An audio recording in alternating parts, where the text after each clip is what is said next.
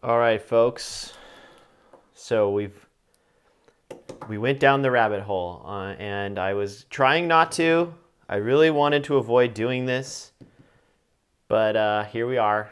We have gone down the rabbit hole. So I did the math, I did the measurements, I checked the cable pull, and I think I've come up with a potential idea to try. And if this works, great. If not, then I don't know what I'm going to do, but we're going to give this a try today. So what I did last night is I measured the cable pull on this shifter. And how I did it was I used the body of the shifter. There's many ways you can do this, but the way I decided to do it was I used the body of the shifter in this curve right here. There's an arc that this, if you can see, there's an arc that the shifter pulls through. And so what I did is I went through each click, I marked it on the body here. I marked each location where it stops. So like, let's say we do the first one. So right there where it stops, I put a little mark on it with a pen. So, you know, not super accurate, but I marked it. I went through each click, marked the body all the way around. And then what I did is I came over here and I used a little bit of math, and I measured the radius of this wheel. I measured the outside radius. That's this radius from the center to the edge. Okay. And then I measured the radius of where the cable rides on. So the cable, here, actually, let me put the cable in so you can actually see how this works. The cable into the derailleur, it goes through there, it comes out the top, and it sits inside this little piece. Now this is a QS shifter, so they're all a little bit different. If you go in online and you look at these campy shifters, you'll see that there's a variety of different styles. If we look at this one here, let's take a look at this one. This is a 10 speed also, but this is the record, and it is a Ergo Power, I think is what it's called. And so the way this one looks inside is it has a slightly different piece in here. It's a slightly different design. It uses a metal pulley. You can see that that one's got a metal pulley with teeth on it, and this one has a plastic pulley. So they're a little bit different, but they're both 10 speed. So they're a little bit different, and we'll get into why that matters here in a second.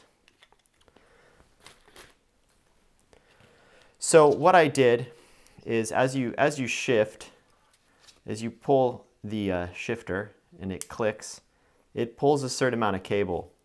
And you can measure that by just marking the body of the shifter here. Mark that, and then go through the next click and mark it, and then so on and so on and so on. And I've listed all of those here, and then I measured the arc length that it goes through using some vernier calipers. And you know, this isn't perfectly accurate, but it's pretty close. And the more, you know, more careful you are measuring the arc, the better the numbers will come out. So that's what I did. So I measured this outside arc, but that's not the arc that the cable's taking. So I measured the radius of the cable, the arc that the cable passes through, and I was able to measure the two different ones. So here's our outside radius, 14.86, and then here's our inner radius, 10.16. This is the cable radius, and then we know through just geometry that the angle that this sweeps through is equal to the arc length divided by the radius. So I calculate the angle that each click goes through, and that's what this table is here. And this is the same thing in degrees. So this is in radians, and this is in degrees. And so I went from the bottom click all the way up to the last click. And I measured and looked at these. And as you can see, the first click, the first shift, pulls a lot of cable. Now this is the outside distance. So this is not the actual cable pull. The actual cable pull is down here. So actually maybe we'll move down to this. This table here is a conversion from the outside distance that the plastic piece is traveling to the actual cable distance. So this table is the actual cable pull here. So these are the actual cable pulls. Starting from the top and working our way back down. This is starting from the bottom, working our way back up. But what you can see here is the trend. So this is the trend in terms of its actual cable pull. The cable pull is not linear. It starts off from the first click here at the bottom of this chart. This is the actual cable pull. So this is the first shift going from the small ring up to the next chain ring up, from small to the next bigger one. And the first shift is 3.53 millimeters. These are all millimeters, by the way. And then the next shift is 2.48, then 2.48, then 2.48. So they were pretty uniform. Then it jumped to 2.7. Then it jumps to the next one from 6 to 7 was 2.86. I got 2 of those, and then I got a 3 and then a 3.61 on the final. So as you can see, it starts off big. And the reason that I think they manufactured it to do that is because when your first shift, usually the cable has a little bit of slack in it, your shifter cable. So in order to compensate for the slack, they gave the shifter an extra an extra millimeter of pull to make sure you could get that first shift nice and clean. Then it's more precise because now your cable has really good tension on it. So then it goes 2.48 or 2.5. Let's just say it's rounded this up. It's 2.5, 2.5, 2.5, then 2.7. Then I got 2.86. 2.86 again. This could be actually 2.8, 2.9, 3, 3.6. But remember, I'm measuring this with calipers, so my accuracy is only as accurate as I can measure and create little marks. So this is not perfect. But it shows us that there is this kind of trending up. And this is important, and this is why we're gonna try it. We're gonna experiment with something today and see if it works. So just to carry on, just to finish up the math. So what I did is, what I want to do is I looked at this and I figured, well, what we want to do, if we want to make a Shimano shift more even, we need to shave down these points here. We need to take these down, basically. What we want to do is we want to reduce these to 2.8 if we can, or 2.7, something like that. We'd like to reduce these a little bit. So what I thought, and so what I saw online in the forums was that some people have said, you know, you can buy these pieces right here. There's a company that makes these. They're called GROTAC, G-R-O, I think it was called GROTAC, G-R-O-T-A-C, something like that, or G-R-O-W-T-A-C, whatever it is, something like that. And that replaces this piece with one that's correct for your shifter derailleur combination. I don't want to do that because I looked at this derailleur. This has these teeth on it, and this teeth here is for this shifter, and so it wouldn't work with this particular style. So it looks like my only option is, if it's gonna, is to try anyway. I don't know if it's gonna work. Is we need to shave off some of this pulley here. We need to reduce the amount of cable pull, and we need to shave it off from the top and then reduce that down a little bit until we get it off of here. So what we're going to do, so the upper clicks are up here. So what we want to do is we want to shave an arc. We want to create like an arc here and we want to taper it down to 0. So we want to remove this right here. We want to reduce this radius here. We want to reduce it down a little bit so that it pulls less cable as this rotates up into these higher gears. So that's what I did over here. I did this math, and I wanted to see how much to shave off. That's my variable x. How much do we shave off of an arc to get the arc length to match these lower numbers? So I set the arc length to be 2.5. How much do I need to shave off to get an arc length of 2.5? So I started with this 3.4 up here. This is the 8 to 9 shift. The 9 to 10 shift doesn't matter much because we can set that with our upper limit screw. So what we really want is to focus on the next shift down, which is this one. So to go from 3.04 down to 2.5, we need to shave off, and I calculated it, we needed to shave off using this equation here, which is basically this equation here. So A is equal to R minus X, that's what that is, times this angle. So I calculated out, quick math, very basic stuff here, and I solve for X and I get 1.8 millimeters. So what I'm going to do is go out with a sander, a file, and I'm just going to file off here, if you guys can see this better. What I'm going to do is file off a little bit of this outside here and smooth it all out. Take off about a millimeter or so, maybe 2 millimeters. No, not 2. We'll go with maybe a millimeter to 1.5 millimeters here. I'm going to shave that down and see if that works. So let's go.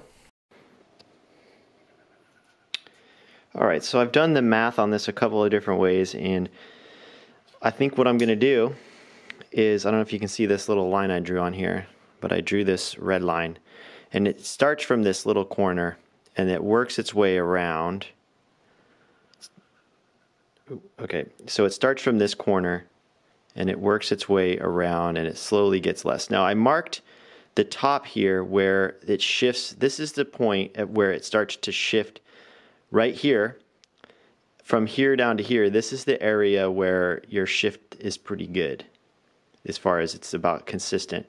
It's only on this end where things get a little bigger. So I'm going to go ahead and sand to here. I'm going to fade or feather this distance from here to this point. You can't see it, but I marked it. I'm going to feather this around to there. So then it'll be, I'm not going to mess with this shape or this curve. I'm only going to feather this curve to here, because that point is where it starts to shift in the 2.5 range. Does that make sense? So we're just going to we're going to file this off in a nice smooth curve over to there. So let's try that. And we're going to do it with a hand. I'm going to start with a hand file to see if I can take off any material. You know, is it even possible to take this down? This might take a while by hand, but yep, something's coming off.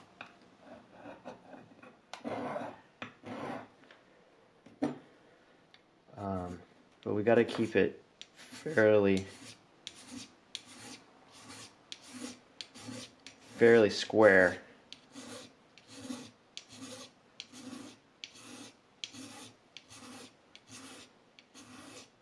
We want it to be flat. We don't want the cable wandering on a surface that's not flat.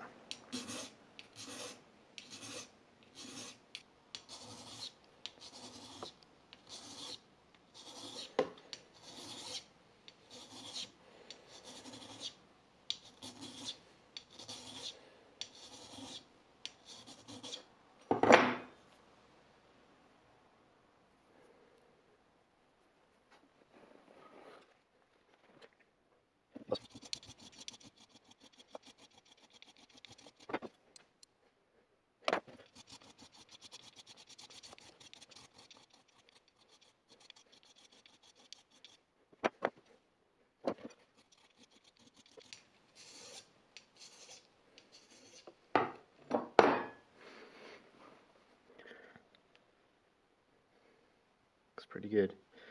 Okay, let's try it.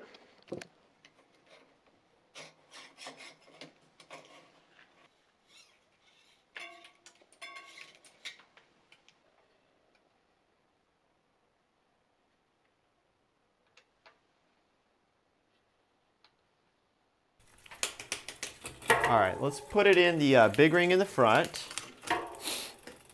And let's just go through the gears here and see. There's one shift, two shifts, three shifts, four shifts, five shifts. Smooth here, it's pretty smooth right here. Six, that's pretty smooth. Seven, that's pretty smooth. Ah, still wants to jump up into the big one, but not as bad. And there's the last one, so let's go down. It's actually shifting down, it's actually shifting down. Look at that. Whoa. I think it's working a little bit better. It's not perfect, but it wasn't even shifting into that gear at all before. Let's go back down into the middle and see how rubby it is. See right there, it's rubbing, it's rubbing a little bit. So it looks like I would actually like to see, let's see what that is. See, now that's smooth. Okay, that's smooth. Okay, now it's starting to jump a little. So I think we still need to file a little bit more off. Okay, we're getting close. All right, we are getting really, really close. It's almost perfect. When I trim it in the bottom of the gear to where it shifts nice and clean and smooth, it's still wanting to jump a little bit, but it's better.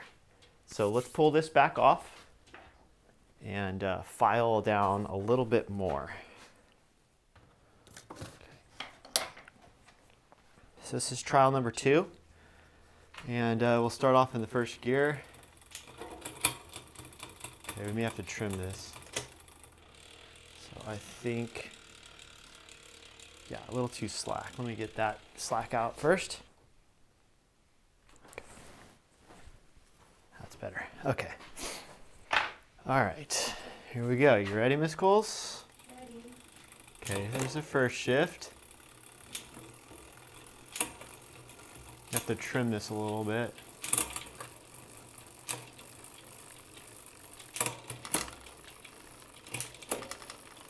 See, it finally shifts now into that gear.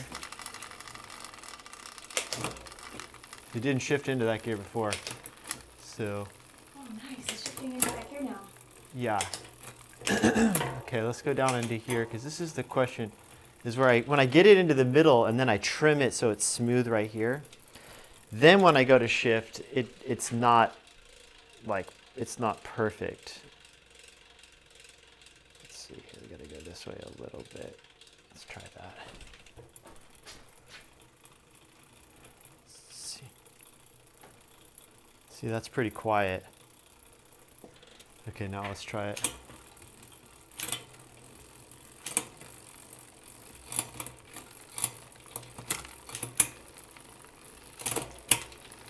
See, it's shifting in there now. That's pretty cool. My math said I needed to shave off 2.5 millimeters. I shaved off about 2. So I'm still thinking maybe to go a little bit more. And actually, you know what? I'm gonna go ahead. I'm gonna up this. Let's drop down into small ring now. Okay, let's do it now. See, it's going into that gear. Oh. Now, finally. That's pretty smooth. See how it feels down in here. Okay, small ring on the front.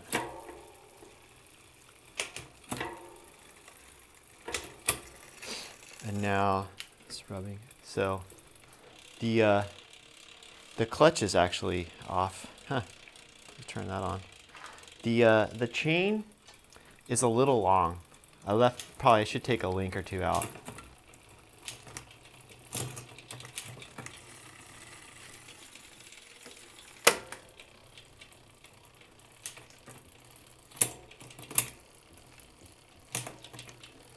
Wow, so it's working.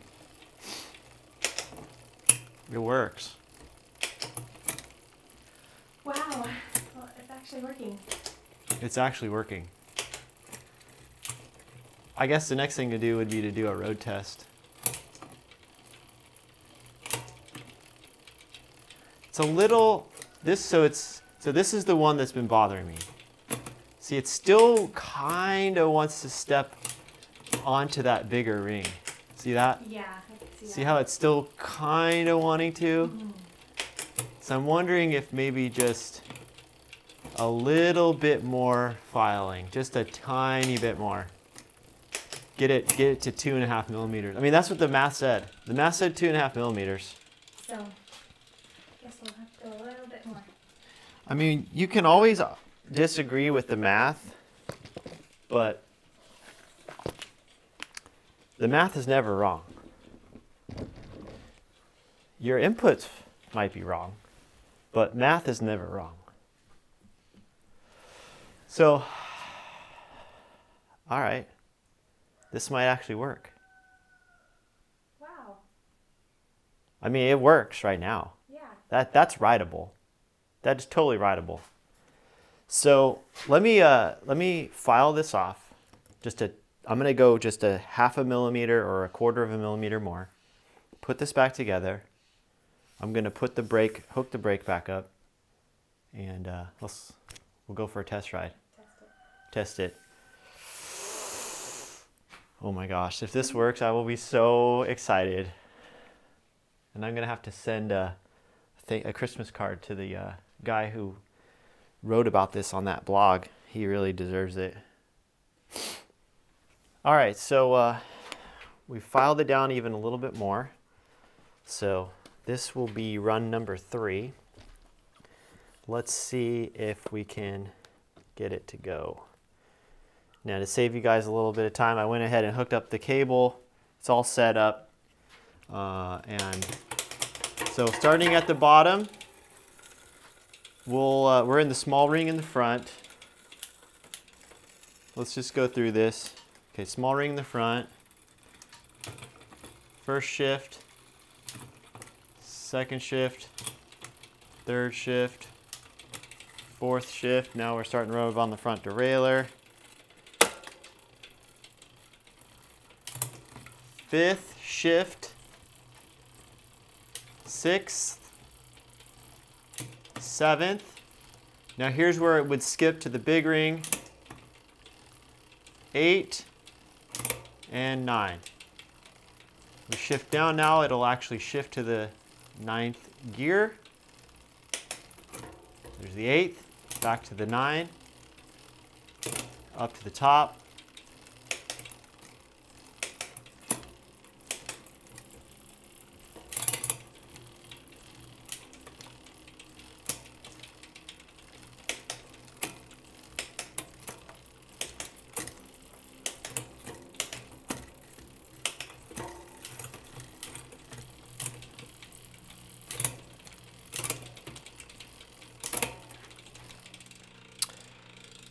So, it seems